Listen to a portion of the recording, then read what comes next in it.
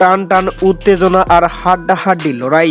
এ যেন বিপিএল এর final match. অবিশ্বাস্য কি খেল দেখালেন নুরুল হাসান সোহান। শেষ মুহূর্তে বহুল নাটকীয়তায় ম্যাচ গিয়ে দাঁড়ালো শেষ ওভারে, যেখানে শেষ ওভারে জয়ের জন্য প্রয়োজন ছিল 6 বলে 30 রানের।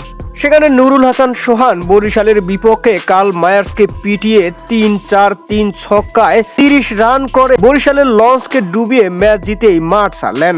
আর এমন ভাবে রংপুর রাইডার্সের কাছে হারের পর উপস্থাপকের প্রশ্নের জবাবে তামিম ইকবাল বলেন, দুর্দান্ত খেলেছেন নুরুল হাসান সোহান, নুরুলকে কৃতিত্ব দিতেই হবে।